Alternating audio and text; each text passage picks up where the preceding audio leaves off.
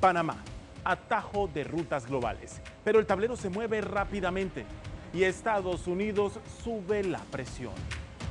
We didn't give it to China, we gave it to Panama and we're taking it back. Pruebas, ninguna. Motivos, geopolítica pura. La soberanía e independencia de nuestro país no son negociables. Mientras tanto, auditorías en curso, acusaciones de presunta corrupción, incumplimientos, puertos clave bajo la lupa. Estamos en manos de piratas. Panama Ports se ha portado con Panamá de la peor forma. Si esta concesión violara la Constitución, todas la violan. Pero a la sombra del conflicto hay otra cosa grave. Nuestra capacidad portuaria llega a su límite. Si nos quedamos solo con el canal de agua, no vamos a poder aprovechar toda la demanda, no vamos a quedar cortos. La competencia se aprieta y otros países literalmente nos roban el mandato. ¿Hacia dónde navega Panamá?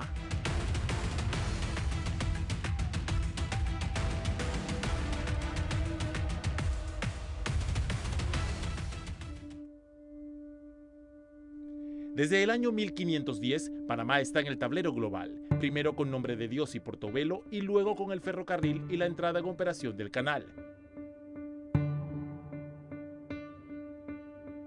Nuestra posición, conectando los dos océanos más grandes del mundo, nos convirtió en un paso obligado para buena parte del comercio internacional. Y hoy nuestra relevancia se multiplica. Según la Comisión Federal Marítima de Estados Unidos, el 40% del comercio estadounidense pasa por nuestro istmo. Otros informes señalan que el 38% de todos los bienes que entran y salen de Centroamérica lo hacen a través de Panamá, así como el 26%, 22% y 21% de la economía de Ecuador, Chile y Perú respectivamente. Y claro, todo eso despierta apetitos imperiales. Y sobre todo China está operando el canal de Panamá y no se lo dimos a China, se lo dimos a Panamá y lo estamos recuperando. Solo entre noviembre de 2024 y marzo de 2025, Trump ha repetido en los medios 9 grandes falsedades sobre el canal en un sinfín de ocasiones. El objetivo apunta a China, pero usa a Panamá como instrumento. Es una guerra fría comercial con consecuencias graves para nuestro país. Cualquier negociación que se haga o se establezca con cualquier país del mundo, por supuesto Estados Unidos, que es un país muy importante y que tiene una relación estratégica, no debería ser el resultado del sometimiento, no debería ser el resultado de concesiones por la presión de la irracionalidad de una verdad que no es cierta. La idea de que Panamá perdió el control del canal no se ajusta a la verdad. De hecho, la ampliación decidida por los panameños es lo que ha mantenido esta vía relevante. Miremos los datos. Solo en 2024, más del 54% de la carga total que pasó por el canal de Panamá lo hizo por las nuevas esclusas. El resto, por las viejas. Sin esta ampliación, los grandes buques Neo-Panamax habrían tenido que tomar rutas más largas y costosas. Y nada de esa carga habría pasado por aquí. Yo creo que desde un punto de vista legal y de jurisdicción no hay mucho que hablar. El canal es panameño, la soberanía panameña no es negociable. Pero el canal es solo una parte. Lo que realmente está en juego es el dominio del corredor logístico más importante del hemisferio.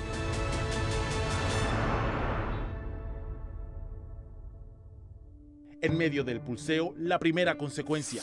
El megafondo de inversiones estadounidense BlackRock anunció que compraría Panama Ports Company, la concesionaria de los puertos Balboa y Cristóbal. Panama Ports pertenece a Hutchison, un conglomerado con sede en Hong Kong, China. La compra también incluiría otros 41 puertos en todo el mundo. Pero aquí el movimiento reconfiguraría nuestro estratégico mapa portuario. ¿Y qué es lo que le garantiza la confiabilidad a una naviera? El poder controlar los puertos y el manejo que se da a lo largo de la cadena de suministro. Entonces, cada una está buscando establecer su centro en un lugar estratégico. ¿Qué es el lugar más estratégico de Panamá?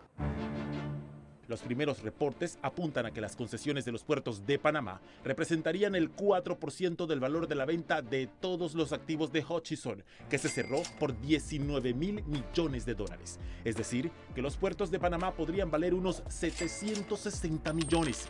Pero el gobierno asegura que antes tendrá que dar su visto bueno. La autoridad marítima no atendió una solicitud de entrevista de TVN Investiga. El desembarco de BlackRock traería consigo también a Mediterranean Shipping Company MSC, la naviera más grande del mundo, que según la prensa especializada tendría el 49% de las acciones. Esto pondría en manos de MSC el control del puerto de Balboa, cuyo mayor usuario actual es Maersk, su principal competidor. Solo basta con mirar un poco en el puerto para darse cuenta. Lógicamente que entre ellas va a haber una competencia.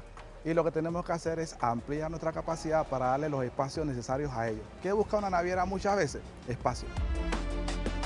Pero antes de que el Estado pudiera mover una sola ficha, Maersk contraatacó. En una jugada de ajedrez, compró la compañía que tiene la concesión del ferrocarril que conecta los puertos de Balboa y Cristóbal, otro bien público bajo la lupa. Si los puertos pasan a manos de MSC, Maersk al menos controlará la vía terrestre que los une. Jaque mate logístico. Porque el problema que hoy estamos enfrentando no es un problema solo de que cámbiate tú para ponerme yo y vemos a ver dónde queda la soberanía. Es que estamos en medio de una guerra comercial que está marcando lo que va a ser el futuro del mundo.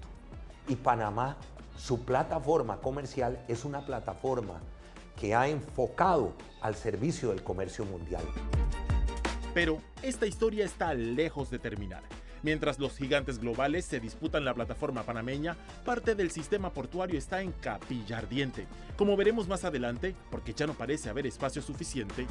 Si una naviera nueva quisiera venir aquí a Panamá, prácticamente es imposible. O por denuncias de corrupción y malos manejos. Pero empecemos por esto último. En la compañía donde Panamá tiene un 10%, que es la Panama Ports, gana menos todos los días con más deuda. Yo me puedo suponer qué está sucediendo ahí y todos los que están viéndome también. El contralor se refiere al contrato de concesión que hace 28 años tiene Panama Ports Company. Aunque en 2022 la Autoridad Marítima de Panamá lo renovó por 25 años más, bajo la premisa de que cumplió a cabalidad, una nueva auditoría revela graves incumplimientos. Si hubiésemos cumplido con el primer contrato a cabalidad, Panamá debió haber recibido $1.337 millones durante el periodo de la concesión. Y solo recibimos 483 millones, con un perjuicio para la República de Panamá de 853 millones de dólares en el mismo periodo. Ahí es culpa de mucha gente, malos panameños que digo yo, que entregaron lo que no tenían que entregar. No conozco auditos que demuestren si las personas son buenas y malas. No sé cómo se audita contablemente, así que... Panama Ports sostiene que las denuncias de la Contraloría no tienen justificación. Primero le puedo decir que la renovación del contrato era en los mismos términos y condiciones en forma automática según el contrato ley. Así que eso es lo que había que aplicar. Si el Estado considera que es necesario conversar, entonces que llame a todas las terminales portuarias, a las 4 terminales portuarias. Lo que nos llama la atención es que siempre es el enfoque en Panama Ports como si fuera la única terminal existente en Panamá. No, nosotros somos iguales que las demás. Este contrato lleva años bajo la tormenta, incluso desde mucho antes de discutir su renovación. De todo esto, lo que sí califico como el pecado más grande fue haber hecho esa prórroga, asumiendo de que aquí esa prórroga se puede hacer porque cumplieron con el contrato. Pero es que las condiciones actuales son totalmente diferentes a nivel mundial, a nivel de nuestra inversión que hicimos en el canal. Eso no debió haberse prorrogado de esa manera. Pero nada cambió, como revelan estas actas de la sesión de la Junta Directiva de la Autoridad Marítima en la que se discutió el tema y obtenidas por TVN Investiga, el entonces Contralor Gerardo Solís defendió a capa y espada que Panama Ports había cumplido con su contrato. Este contrato ha sido una prueba de éxito, dijo a la directiva tras la aprobación de la extensión, y alentó a los directores a estar tranquilos frente a la decisión de renovarlo automáticamente sin renegociar. Se ha dicho que ustedes hubiesen podido negociar otros términos y condiciones con la empresa. Eso no es lo que estaba en discusión en este momento. En este momento estaba en discusión un solo punto: ¿cumplió la empresa o no? Y según Solís, Panama Ports no solo había cumplido, sino que su contrato suponía la revolución portuaria que no había en Panamá. Algunas voces reconocen su sorpresa por el papel que jugó el entonces Contralor como representante de los intereses del Estado en este debate. Que poco o nada se hizo respecto de la verificación del cumplimiento de estas obligaciones. Y me parece que ahí el Contralor General de la República jugó un pésimo papel. TVN Investiga se comunicó con Solís por WhatsApp. Le pedimos una entrevista sobre las razones que lo llevaron a validar que Panama Ports había supuestamente cumplido. Pero después del saludo, su única respuesta fue esta: espero te salga bien el reportaje. Si hubiera hecho el audito, de verdad, y no la payasada que hizo el Contralor en ese momento, se hubieran dado cuenta que en efecto no habían cumplido, que al contrario, lo que estaban era sangrando la empresa para que el Estado no recibiera nada y no se hubiera podido renovar. El contrato de Panama Ports, como dijimos antes, había despertado desde hacía mucho tiempo una estela de duda. En 13 años se le hicieron 2 cambios. ¿De cuáles se trataban? ¿Convenían al país? El expresidente Ernesto Pérez Valladares, en cuya administración se negoció este contrato, es un duro crítico de lo que se hizo después. En la sombra está la idea de que esta concesión le deja migajas al país. El primer cambio que se hizo vino con el gobierno de Mireya Moscoso, que rebajó los impuestos de este puerto para equipararlos con los del resto. ¿Esa equiparación en qué consistió? En quitarle dinero al Estado panameño. Dejaron de aportar. Pero tú no puedes equiparar peras y manzanas. Hutchison recibió puerto. En malas condiciones, sí, pero operativo. Las otras concesiones recibieron 0. Un área, un potrero, donde podían construir un puerto. La enmienda del contrato de concesión del 2005 nos comprometimos a invertir 1.000 millones de balboas de los puertos de Balboa y Cristóbal. Ninguna otra compañía en la historia de Panamá se ha comprometido a una obligación de ese tipo. Y ya llevamos invertido más de 1.695 millones de balboas. Además, en el mismo gobierno de Moscoso se eliminó un monto fijo de $22 millones anuales que Panama Ports debía pagar al Estado. Tras eso, la autoridad marítima hizo ajustes. Definió en 2010 un cargo de $12 por cada contenedor que moviera Panama Ports. Según la propia norma, el monto debió ajustarse en 2013 y a partir de ahí cada 5 años, conforme se movían los índices de precio al consumidor registrados por la Contraloría. Si se hubiera cumplido, Panama Ports pagaría hoy $15.69 por cada contenedor movido, pero sigue pagando $12 al Estado. La compañía cobró por lo mismo 3.780 millones de dólares y le pagó a Panamá en el mismo periodo 236 millones de dólares. O sea, nos dieron una propina. Esos 1.000 millones de balboas que algunos interpretan que se ha dejado de pagar. No, es que el Estado obligó a la empresa que esos 1.000 millones, en vez de pagarse a un fondo común, fueran invertidos en los puertos de Balboa y Cristóbal. Y al país lo que le convenía es que ese dinero sirviera para modernizar los puertos y atraer la carga que hoy en día se maneja, que fueron 8 millones de contenedores el año pasado. Hace 30 años era 0. Otro de los puntos críticos del contrato es el artículo 2.3.2, que fijaba un pago variable al Estado del 10% sobre todos los ingresos del puerto. Ellos empezaron a crear empresas satélites a los cuales les daban contratos por mover contenedores, por sacar una cosa, por hacer la otra.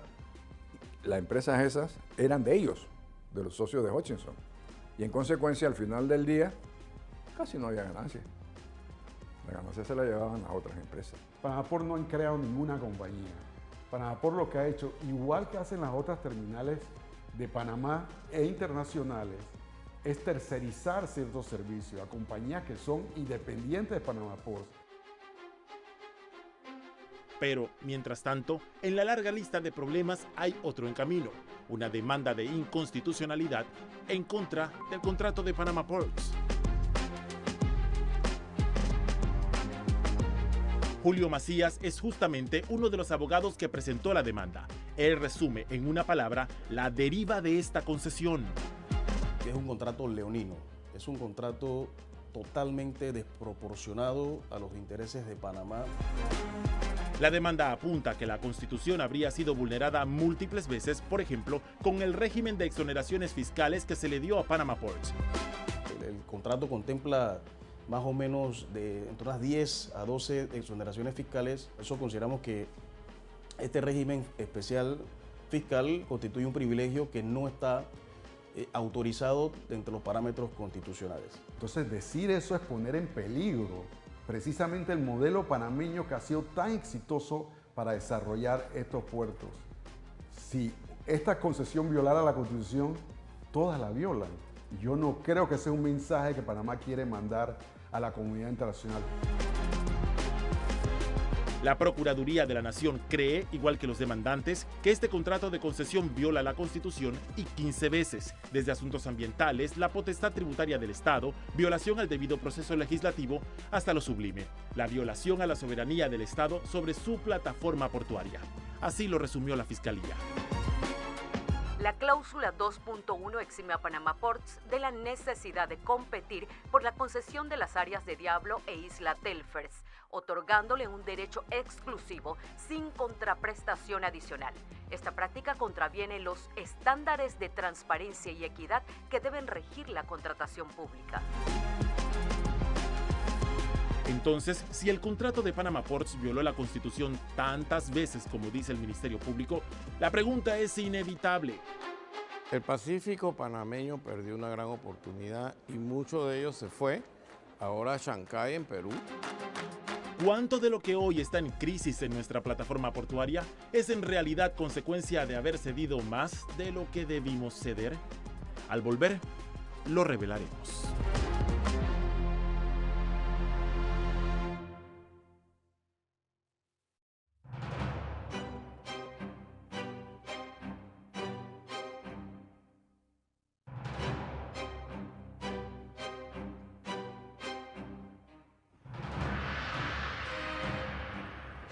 Son imágenes que muestran la cruda realidad de nuestros puertos.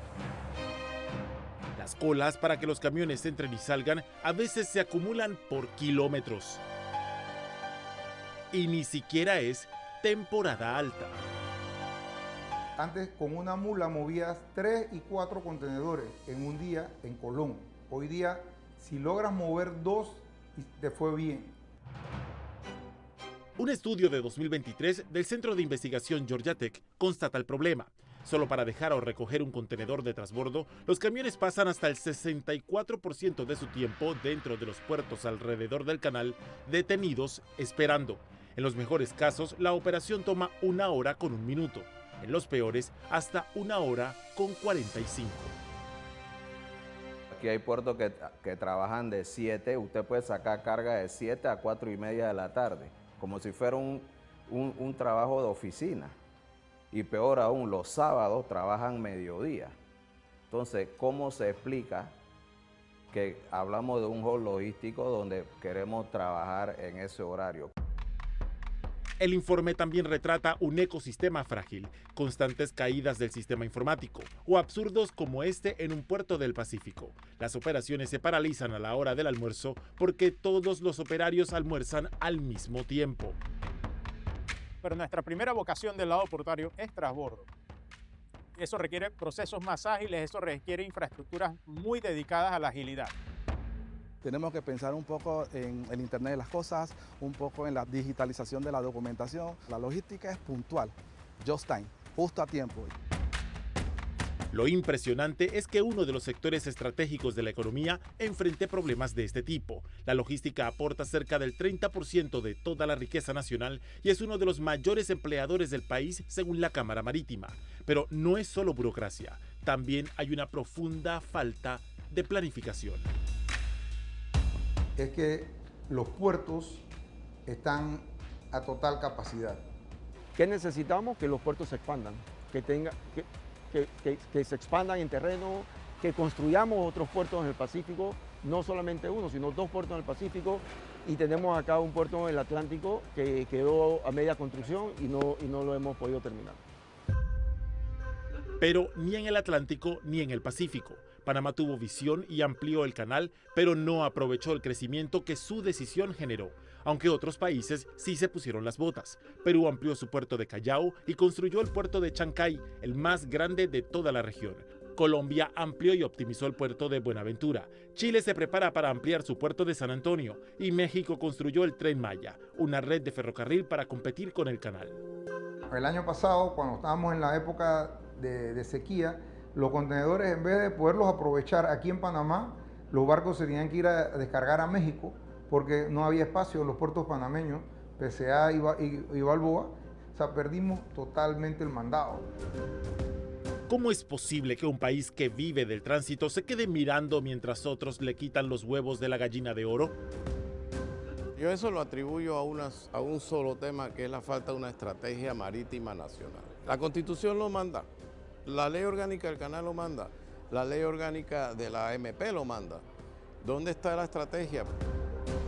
Los rejuegos empresariales, los conflictos legales y la corrupción han sido candados que estancaron el crecimiento portuario de nuestro lado pacífico, un problema endémico que ha salpicado a la mayor parte de las concesiones estratégicas que han dado sucesivos gobiernos.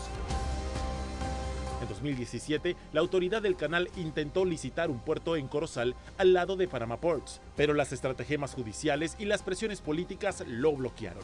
La Corte recibió al menos 25 demandas contra Corozal. Panama Ports fue el principal opositor de tener competencia cero.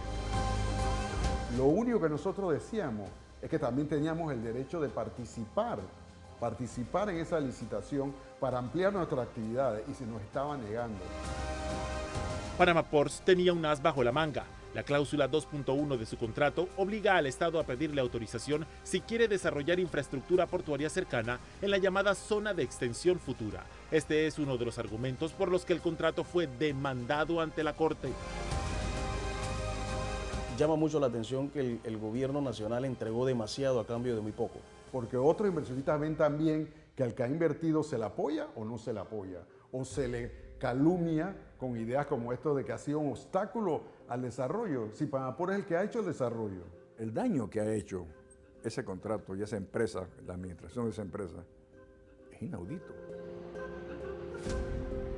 La pelea por la plataforma panameña es feroz. Algunas fuentes revelaron a TVN Investiga que Maersk busca opciones para asegurarse un espacio en nuestros puertos, dada la venta de Balboa a su principal rival, y el foco apunta justo al lado, a Corozal.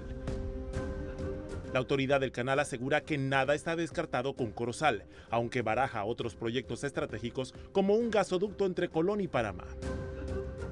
Nunca se dejan de explorar todas las opciones porque existen alternativas, pero creo que sigue siendo una de las posibles ubicaciones de un puerto en el Pacífico que tiene mayores ventajas. Pero el tiempo corre y el comercio global no espera. Otros expertos piden pensar planes alternativos. Es necesario que a largo plazo pensemos en terminales fuera de las áreas inmediatas, en las áreas operativas donde transitan los buques del canal. En el radar aparecen varias opciones. El gobierno mira Farfán en Veracruz, mientras que un plan formulado en 2019 por la autoridad marítima definió Bacamonte como la ubicación de un nuevo megapuerto, que si se hubiera construido ya, tendría capacidad de recibir en el año 2030 500,000 de contenedores. Nosotros tenemos que acelerar el paso, lo que no hicimos en 15 años, prácticamente desde 2012, que fue cuando se empezaron a hacer todos estos planes. Tenemos que hacerlo en un mes. Me refiero yo a un plan maestro que incluya prácticamente todo lo que se hace falta desde el punto de vista de inversión y desde el punto de vista de proyecto y ponerlo a andar. A 80 kilómetros de la capital, Colón es el principal hub portuario del país, con 5 concesiones, de las cuales solo 3 están operando. Pero entre sus calles también se siente otra realidad: desempleo, pobreza y desigualdad. Mientras Panamá conecta los mercados del mundo, muchos ciudadanos siguen desconectados de los beneficios de vivir al lado de uno de los puertos de mayor movimiento en toda Latinoamérica. En Cocosolito, muy cerca de los grandes puertos, opera IPL Group, una bodega donde cada día se procesa mercancía que llega de todo el planeta. Vinimos hasta aquí buscando pistas sobre cómo mejorar nuestro sistema logístico. Lo primero que nos dicen es claro, casi ningún trabajador viene de la capital. La riqueza que genera el sistema logístico de Colón debe quedarse entre la gente de Colón, por décadas estigmatizada. Que yo soy un ejemplo de esas pocas personas que no somos como nos ven otras provincias. Somos totalmente diferentes, somos muy trabajadores, nos esforzamos cada día por lo que queremos. Este lugar, al que volveremos más adelante, muestra cómo podemos revolucionar nuestra plataforma. Pero el sistema enfrenta un desafío: encontrar trabajadores especializados en Colón. En algunos casos toma hasta un mes. Por más extraño que parezca, si un colonense quiere estudiar una carrera vinculada con la mayor actividad económica de su ciudad, tiene que viajar 80 kilómetros, a Ciudad de Panamá. Hay cursos que tienes que ir a Panamá Pacífico para poder hacerlo, cuando acá es donde tiene el mayor desarrollo en ciertas actividades. Entonces es necesario que se trabaje en un desarrollo para Colón, para que la gente pueda tener dónde estudiar, dónde prepararse. Nuevamente nos ha hecho falta planificar, y esa ausencia se siente también en los puertos. En Colón están al límite de sus capacidades.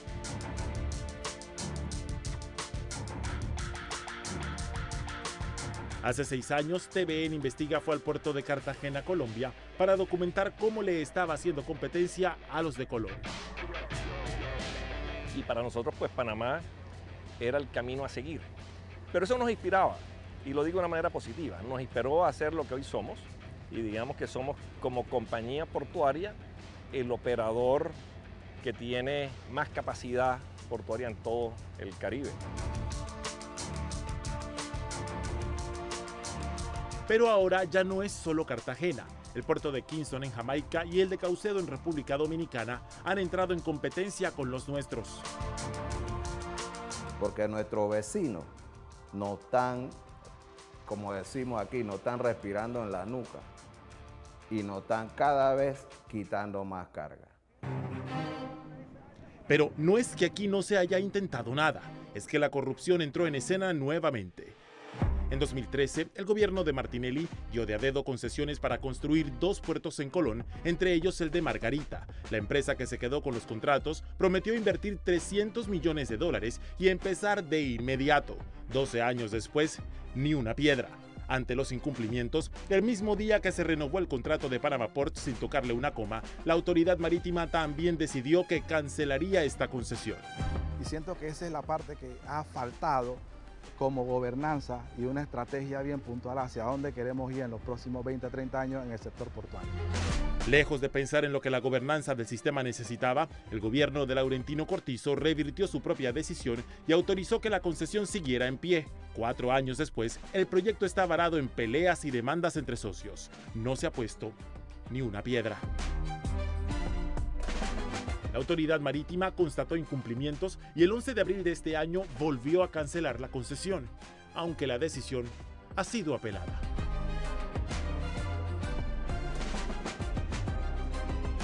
Para entender el gigante que es la industria logística en Panamá, no basta con mirar desde la torre de control, hay que subirse al camión. Casi la mitad de la carga que usan nuestros puertos tiene que recorrer el país vía terrestre. Es un sector de la cadena de servicios que crece, pero las carreteras actúan como un sabotaje. Tranques, demoras y pérdidas. Los transportistas de Colón y el Consejo Empresarial Logístico proponen la construcción de una vía que conecte directamente la autopista Panamá-Colón y la vía transísmica con la zona portuaria de Colón sin pasar por las calles de la ciudad, y una red de carreteras por el Caribe que conecte los puertos de Colón con Coclé, Veraguas y Bocas del Toro. Realmente el Canal de Panamá es la vía logística por excelencia del mundo. Y nosotros la tenemos, pero no estamos sacándole el verdadero provecho. Si queremos ser un país de verdad logístico, hay que desarrollar infraestructura. Aquí no se está inventando nada, yo no estoy inventando nada. Ya esos estudios están y ya, pero no se hace. La autoridad del canal también ha entrado en la jugada y propone otra vía que conecte Colón con la capital por el lado oeste del canal. El trazado de la nueva vía no está definido aún, pero empezaría bajo el puente Centenario, surcaría el lago Gatún hasta llegar al tercer puente y podría conectarse con Río Indio. La idea es que alrededor de esta nueva carretera se asiente la industria logística del país. Pero el verdadero desafío de Panamá no es solo mover barcos de un océano a otro o contenedores de un lugar a otro. Los países que compiten en esta industria están dando el salto al valor agregado, que no es más que generar actividad económica alrededor de los contenedores que reciben, hacer algo con la mercancía, convertir el tránsito en oportunidades. Y Panamá, en eso, llega con retraso. Volvimos a IPL Group en Coco Solito, el lugar donde empezó una de nuestras preguntas clave: ¿cómo aprovechar mejor lo que ya tenemos? Aquí, desde hace 5 años, funciona una operación que intenta dar una respuesta.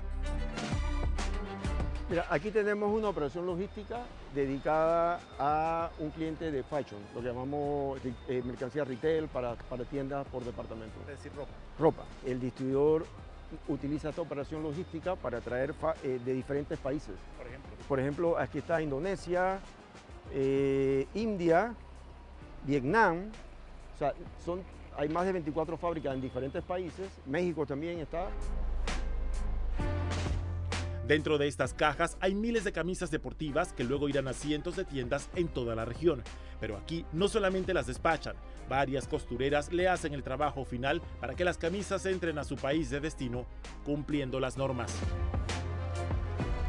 Mira, acá por ejemplo estamos haciendo algo que le llamamos romper barreras arancelarias. Este es un producto que va para un país en Sudamérica que requiere una etiqueta especial del nombre del importador con lo que le llamamos nosotros RUC y el registro en ese país. Para poder que este producto entre al país, las chicas están haciendo la costura de la etiqueta de las camisas que van para él. Esto es valor agregado puro. Aunque no son muchas, IPL no es la única compañía que está haciendo valor agregado desde Panamá. Maersk también aprovecha nuestra plataforma. Vemos a Panamá que puede cumplir todavía un rol más preponderante en lo que es la distribución de inventarios a nivel regional. Por ejemplo, nosotros mismos tenemos centros de distribución aquí en Panamá para clientes, para mantener inventarios y distribuir inventarios que no van necesariamente tanto a Panamá, sino al resto de Latinoamérica.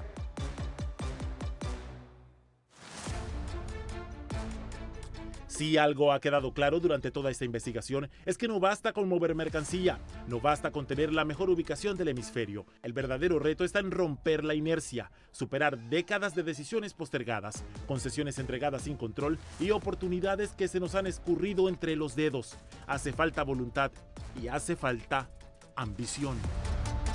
¿Quién dice que no podemos armar, que no podemos edificar, que no podemos tener industrias que tengan la capacidad de estar al lado del canal haciendo chips, para decirte algo? No, nosotros tenemos que ir mucho más adelante. La tecnología nos permite ver otros horizontes de desarrollo para el bienestar del país.